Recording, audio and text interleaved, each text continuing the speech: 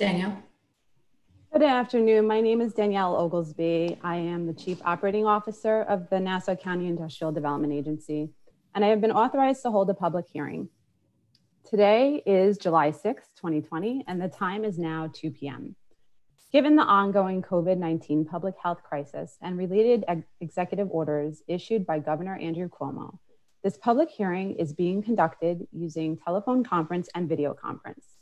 Participants have accessed this public hearing through a Zoom invitation on the Nassau County Industrial Development Agency's website at nassauida.org or by watching our live stream on YouTube channel, which can be found at nassauidalive.org.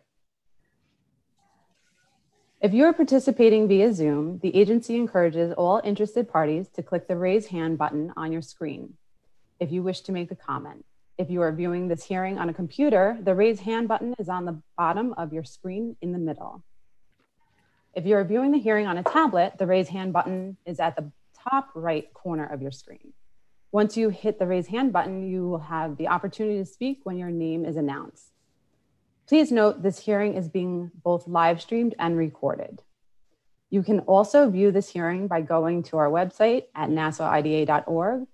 Go to the top of the screen, select Watch Meetings, and you can watch the live stream.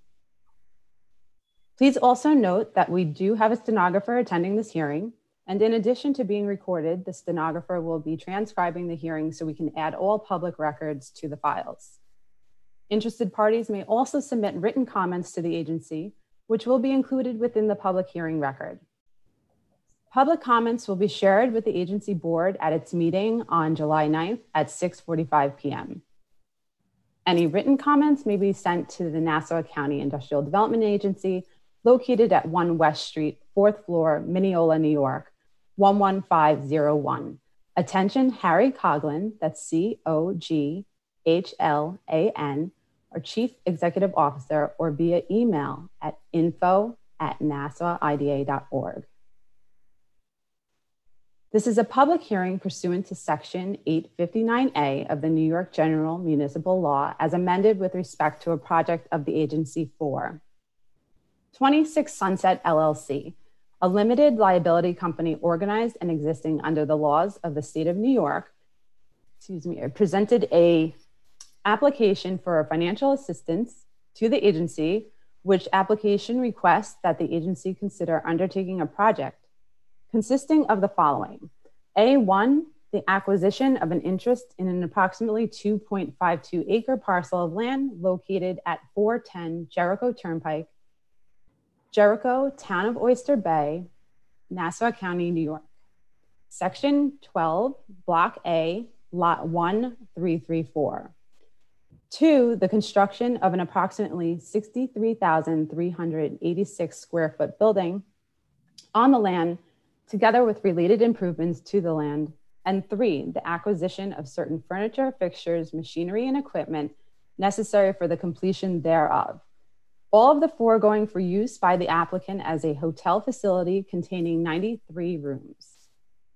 B, the granting of certain financial assistance with respect to the foregoing in the form of potential exemptions or partial exemptions from real property taxes, mortgage recording taxes, and sales and use taxes. And C, the lease, license, or sale of the project facility to the applicant or such other entity as may be designated by the applicant and agreed upon by the agency. The project facility would be initially owned, operated, and/or managed by the applicant or such other entity as may be designated by the applicant and agreed upon by the agency. The company would receive financial assistance from the agency in the form of potential exemptions or partial exemptions from real property taxes, mortgage recording taxes, and sales and use taxes. Notice of this public hearing was published in Newsday, Nassau edition on June 22nd, 2020, and provided to the Chief Executive Officer of each county, city, town, village, school district, and other affected tax jurisdiction within which the project facility is located by letter dated June 22nd, 2020. The purpose of this hearing is to provide an opportunity for all interested parties to present their views, both orally and in writing, with respect to the project and/or granting of the financial assistance. During this video conference, for all persons wishing to make a comment, I encourage you to click the raise hand button on your screen to be heard. Again, if you are viewing this hearing from a computer, the raise hand button is on the bottom of your screen in the middle. If you are viewing this hearing on a tablet, the raise hand button is located on the top of your screen on the right. It is requested that remarks be limited to 3 minutes per speaker. Please state your full name and spelling and address for the record. I would first like to ask Mr. Carnaccio if he would like to make a presentation on behalf of the applicant. Thank you very much. I do have a few brief remarks. Can I be heard, Danielle? Yes. Excellent. Okay, as I'm sure all the participants at this hearing are aware, the project is proposed to be constructed on what is now a vacant piece of real estate that is used as a parking lot when events are held at the Middle Ridge Cottage. The plan is to develop that property to a 93-room Marriott Residence Inn hotel. The Marriott Residence Inns cater primarily to business travelers, but as I will get to in a minute, we think it also will have an appeal to local residents as well. So we are confident that this project is of significant benefit to the Nassau-Suffolk Economic Zone, as well as to the local community.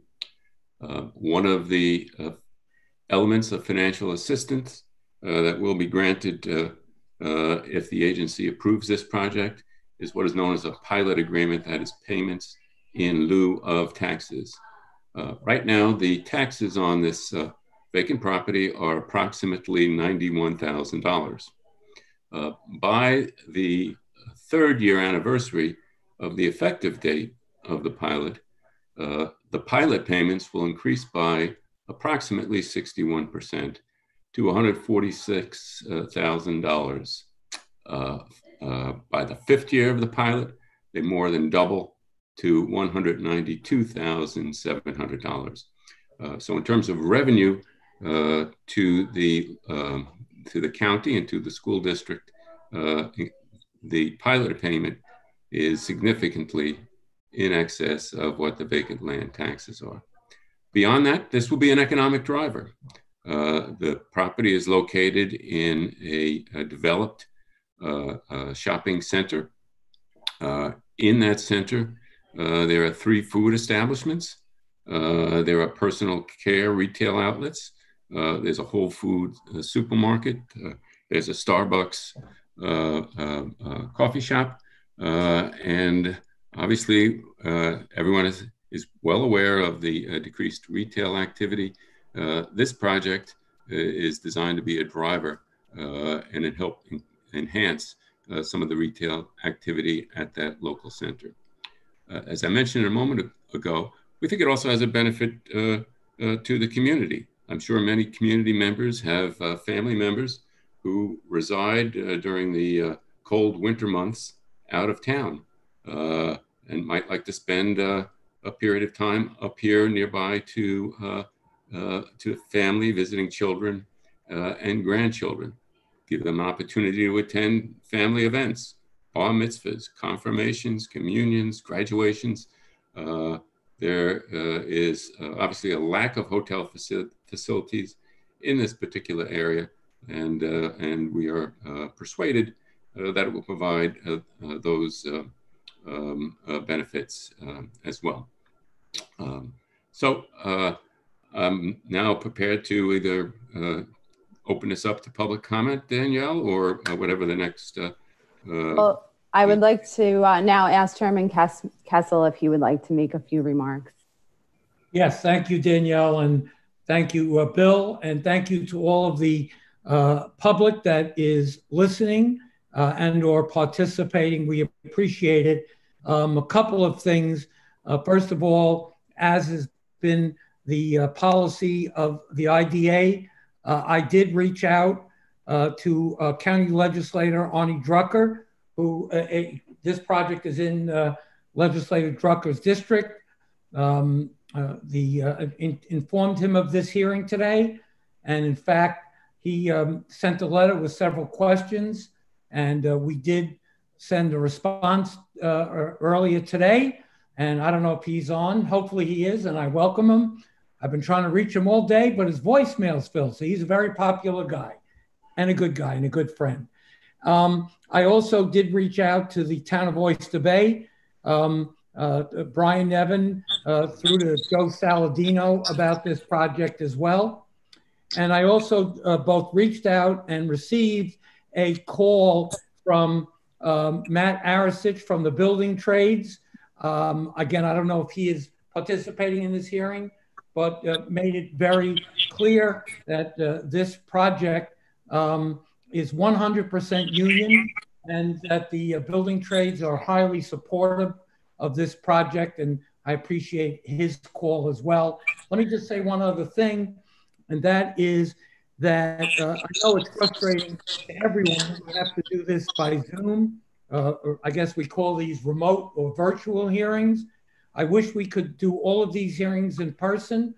Unfortunately, it's not possible at this time. Very frustrating, and because of the environment that we're currently in with COVID-19, our IDA, most of the town, county, and all the IDAs throughout the state are conducting business this way. And I only hope that in the near future we can go back to doing in-person meetings and in-person hearings as well. Let me just say one other thing, and that is that this is a public hearing, so we are not voting on this project today. We are only hearing public comment.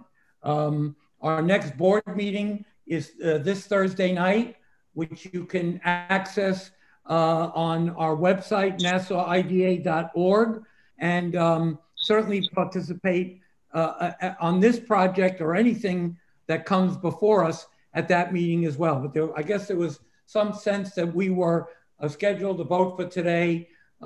We are not voting on anything, we're only listening. And if you have questions, we'll try to respond. We do have a 3-minute time limit, but I thank everyone for participating. Whatever your position is, we want to hear what you have to say as well. So thank you very much. Thank you, Chairman Kessel.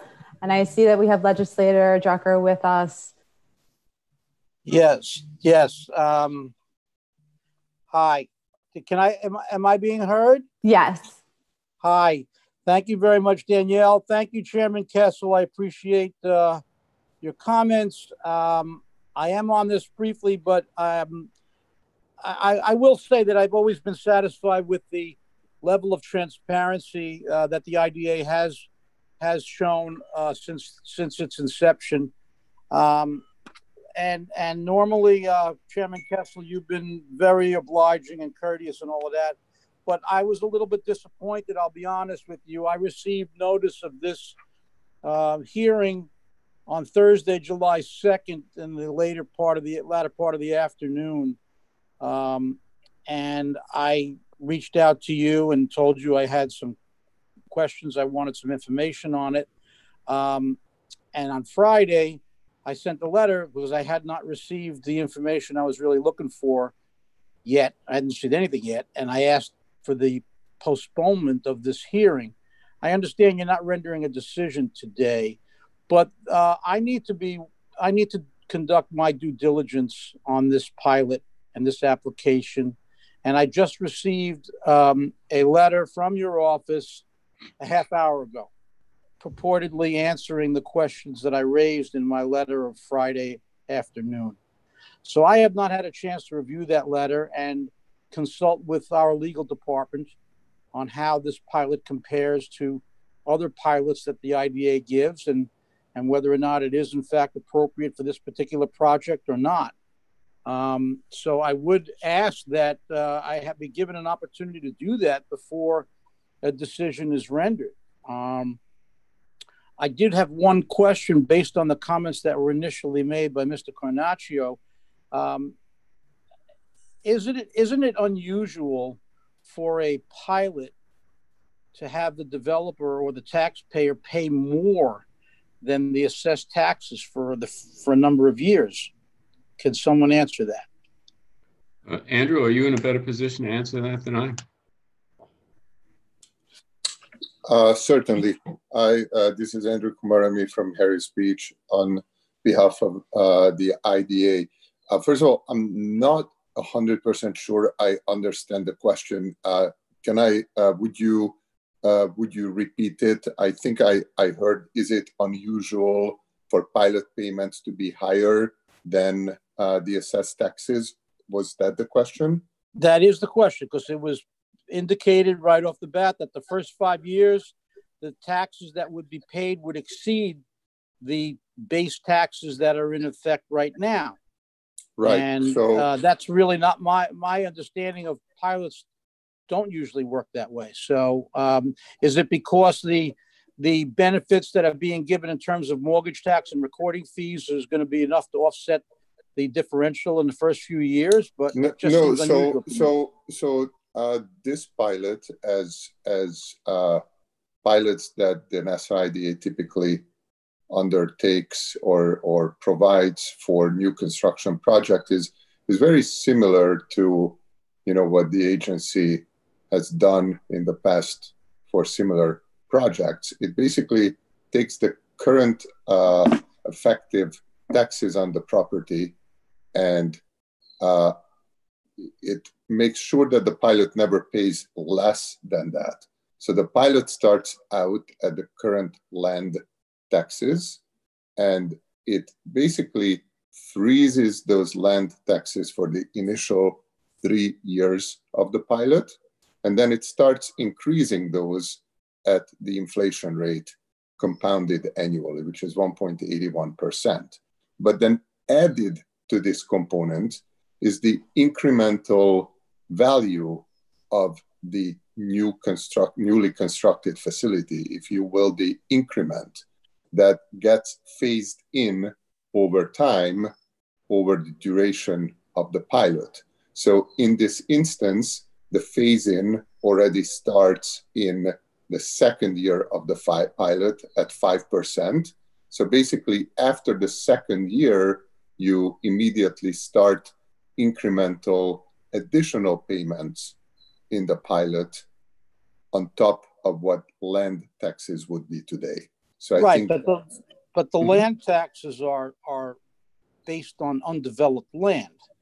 That is correct. So the taxes that the county would be deriving the lion's share and the school districts, the lion's share of the taxes would be based on what the value of this developed property is. That is correct, and that's what this IDA and many other IDAs do. They basically, pilot formulas in these new development pilots. This is the benefit that the IDA is able to give to attract a project to occur, is basically to do an estimate with the help of an expert of what those as completed taxes would be.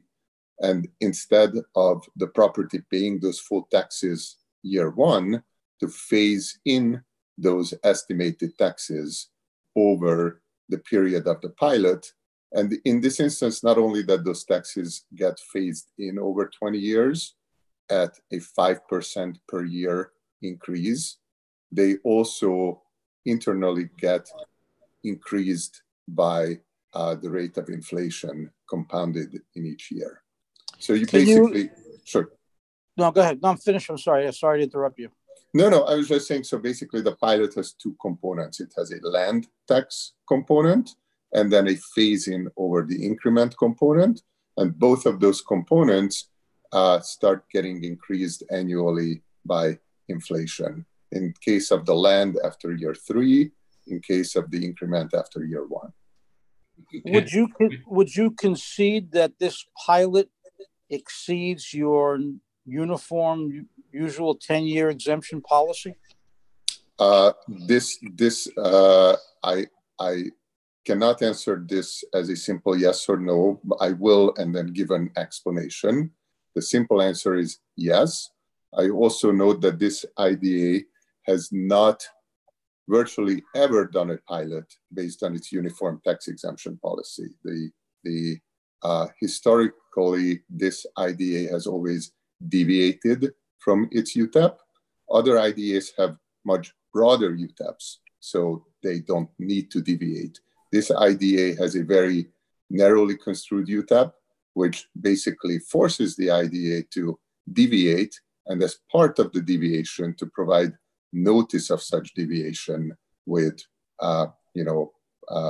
pilot formulas to the heads of the various tax jurisdictions. So, this IDA historically has viewed its deviation from its narrow UTAP as an additional step to give it the ability to inform the tax jurisdictions on what it is doing. So, short answer, yes, this pilot is outside of the agency's UTAP. Longer answer is virtually every pilot the IDA has approved in the last as many years as you want to look back have been deviations from the UTAP. Andrew, may I add to that? May I add to Sure. that, Mr. Drucker? Just my experience obviously is not as broad as Andrew's, but I must say every project I have done before the Nassau Industrial Development Agency has varied from the UTAP. But more important, this project could not be built in the absence of the financial assistance from the agency.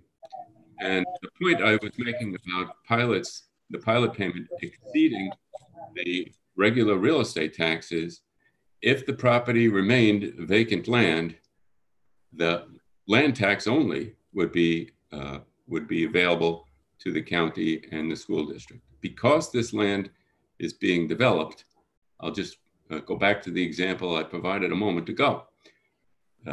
Taxes will, I should say, pilot payment will become $192,700 in the beginning of the effective fifth year. So that substantially in excess of the revenues that would have been received by these municipalities if the property remains vacant. That's my point. Yes, I understand, but why would this developer not be interested in this project without the pilot? I mean, the project can still go forward. The answer to that is one word: no. It is not economically feasible for this. Why? I beg pardon? Why? There are a number of reasons. Cost of construction. The developer has committed to use organized labor, as Chairman Kessel pointed out, to build the project. Perhaps equally important, when the project was conceived, the developer anticipated, correct me if I'm wrong, Brian, it's 127 rooms. Is that correct? Correct. Okay. As a result of addressing some concerns and negotiations with the town of Oyster Bay, that number has been reduced to 93. That's a 27% decrease in revenue, I should say in room size, and that will equate, I don't have the exact numbers, of course, but obviously that will equate to a decrease in revenues. Moreover, before the decrease in room count, the developer had negotiated its ground lease for the property with a fixed rent. That rent must be payable with this at the same rate at 97 rooms, at 93 rooms, I should say, as it was being paid at 127 rooms. So the project is just not economically feasible in the absence of this assistance. And, with all due respect, that same argument can be made by every project developer that, with the cost of construction on Long Island and the cost of union labor, if the profit margin is not good enough. So every developer can make that same argument for the pilot. So, but I pointed out two important reasons, three really, why that's more acutely the case here. You're correct. every developer can say just that. But in this case, events have occurred since the conception of this project 4 years ago, I believe, that now, frankly, mandate the assistance from the agency for its economic viability. The numbers just don't work without it. And so if the pilot is not issued, this developer will withdraw from the project? It will have no choice, Mr. Drucker. Mm-hmm. Mm-hmm. Okay, I don't have any more questions at this time. Chairman Kessel, thank you. I do wish to consult with our legal department based on the letter that was sent to me about a half an hour, 45 minutes ago. And then I guess I'll have an opportunity on Thursday to opine on this.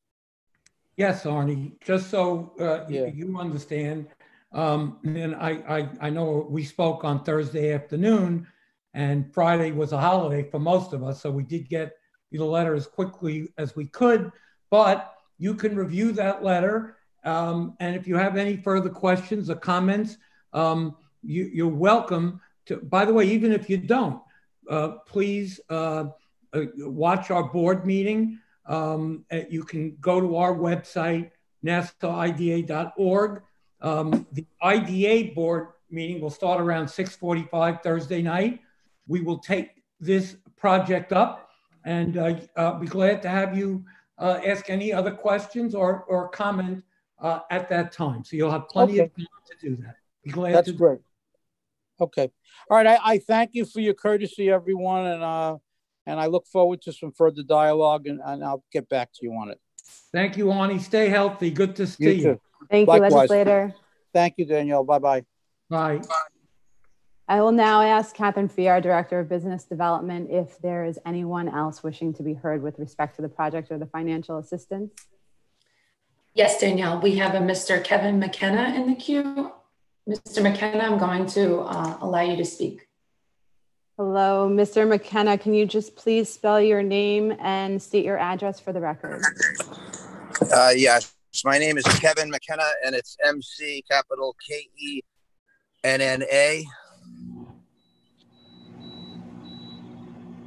Can you hear me? Yes, and your address, please? Yeah, it's Edna, E-D-N-A, Edna Drive, Syosset, New York. Okay, go ahead. Thank you.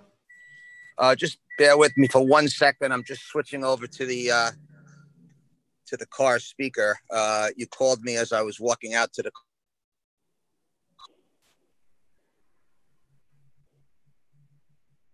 Okay. Can you hear me? Yes, we can. Okay. First off, I would like to understand, and the public would like to understand, why the IDA only notified Legislator Drucker's office Thursday, because it's not fair that he was unable to notify his constituents as he normally does on other meetings, so that the constituents and the residents in the area are aware of this important meeting. That's question number one.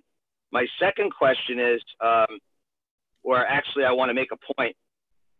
I'm not so sure that everybody is aware of the fact that Kimco, that owns the property, is currently in criminal district court because the property that is being rented or used by the Millridge Inn, the property has no certificate of occupancy, and it also has no public assembly license. And I bring that up as being important because there's 16 other code violations that Kimco, the owner, is charged with. And once those charges or violations, once they are brought up to code, my guess is that then, only then, will the current property taxes be accurate. Right now, without a public assembly license and with all of the different code violations, we cannot assume that the property taxes that you're working from originally are accurate, there is a good chance that they are going to be increased. Andrew, may I respond to that? And those are my two questions. Sure, go ahead. I can only respond. You respond to the second, I'll do the first. Yeah, of course. I was about to say that. Thanks, Chairman. And one more thing real quick. The third point is that I take issue with the statement that was made in the beginning of the call, where the speaker for the applicant, I apologize, I forget his name. I think that he mentioned that the community was for the hotel. The fact of the matter is that the town of Oyster Bay, supervisor and town board, they were provided with over 1,500 notarized signatures of people in the community that opposed the hotel. And only because of the relationship between the runners of the Millridge Inn and the supervisor of the town of Oyster Bay, the town of Oyster Bay rubber stamped the application despite over 1,500 residents opposing the hotel. And the fact is that as we speak right now, the Millridge Inn has not reopened. And my question is, would the developers of this hotel, are they still going to want to go ahead with this hotel if in fact the Millridge Inn does not reopen for other financial reasons? And I'm sorry, that's all I have to say. Thank you, Mr. McKenna. So, I'm sorry, Mr. Carnaccio will address the second question. Mr. McKenna, my name is William Carnaccio. Let me start by saying you must have misheard me. I would not say that this project has the support of the local nearby residential community. I'm acutely well aware of the opposition that the project faced in front of the town of Oyster Bay. I would hardly describe it as a rubber stamp. The process took over 2 years. It was absolutely a rubber stamp, absolutely. But more important, there is absolutely no relation, affiliation, business or legal between this project developer and the operators of the Millridge Inn. I understand that. The only commonality is that the party owning the lessor of the ground to the developer of the property is an affiliate of Kimco, as is the lessor of the Millridge Inn property to the Millridge Inn operators. This project is on separate tax lots. I believe there are 2, possibly 3, totally separate tax lots from the tax lots affecting the Millridge Inn property. So whatever may occur to the Millridge Inn will have zero impact on the taxes or the pilot associated with the hotel property. And I will let Mr. Danzy speak to your question about whether or not the hotel would be built if for some reason the Millridge Inn and restaurant was no longer conducting business. Thank you very much. I appreciate that answer. And everybody needs to keep in mind that the applicant, when they went before the Town of Oyster Bay Town Board, they clearly said that the main reason they were building this hotel was to save the Millridge Inn. If the Millridge Inn is already dead, what is it that we're saving? So I'd appreciate an answer as to whether they're going to go ahead and build it. And if they decide they are going to go ahead and build it, I'd like to know if the Millridge Inn closes, are they going to then expand the size of the hotel? Brian, do you want to take that, please? So, sure. Yeah. Simply, the answer is yes. We are still going to build the hotel. And no, we don't have any, we don't plan on expanding the hotel. Again, the Millridge Inn is completely separate from this project. We have nothing to do with what happens to the Millridge Inn, but we plan on moving ahead and building the project. But your application was based upon the fact of saving the Millridge Inn. No, Mr. McKenna, this is an unfortunate wealth of misinformation floating out there. No, I was at the hearing. I heard it with my own ears, and so did everybody else in the meeting room, and it's actually on the record. Mr. McKenna, what you heard was a statement from the Mill Ridge to the effect that without the hotel, the Mill Ridge would close. That's what you heard. That's what was said at that hearing. I also heard attorneys for the applicant concur with that statement, and also support what Butch Jamali said at that hearing. Mr. McKenna, the project will be built whether or not the Mill Ridge continues to exist. Mr. Jamali made very clear that without the project, he could not continue to operate the Mill Ridge. The opposite. I don't think he's going to be able to continue to operate without it, but that's all another story. Go ahead. Okay. Right, Mr. McKenna, I'm going to let Mr. Carnaccio finish his statement, and then we're going to move on to your first question. Okay. Sure. Well, I have finished, Daniel. Thank you. All right. Yeah. Thank you. I'll jump in, Kevin. Thank you for participating. Just so you know, the notice of this hearing was published in the paper well before last Thursday. It is not a requirement that we reach out to legislators. It's our policy that I started to make sure that when we're doing something in a legislator's or a supervisor's town or district, that we let them know. But the notice of the public hearing was published in Newsday well before last Thursday. And I'm glad that I was able to reach Arnie and tell him about this hearing.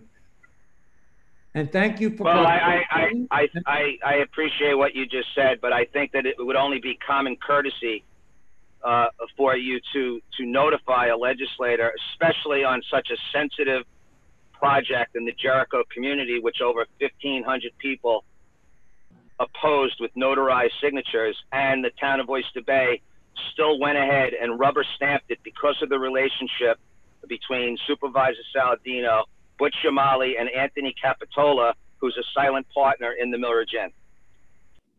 Well, the only thing, again, I'm not commenting on any of that. I'm only telling you that I did reach out to Legislator Drucker in advance of the hearing, and I'm glad that we spoke, and that's a courtesy that we provided to him, and I thank you for participating. All right, I would like to now thank Mr. McKenna. I didn't hear any response. I didn't hear any response to the inaccuracy of the property, of the taxes. I think, Danielle, we responded enough. We have other speakers. So if you want to send us an email, we'll be glad to respond to it. Thank you. Thank you, Mr. McKenna. Please, if you have any further comments, you could always send us an email at info@nassauida.org. You can also join our public meeting on Thursday night at 6:45 p.m. I would like to now ask Catherine if we have anyone else waiting in queue.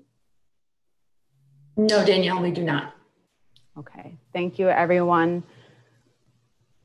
On behalf of the agency, I would like to thank everyone for attending this public hearing and for their comments with respect to the project and the financial assistance. It is now 2:39 p.m. and I now call this hearing to a close. Thank you. Thank you. Thank you, everyone.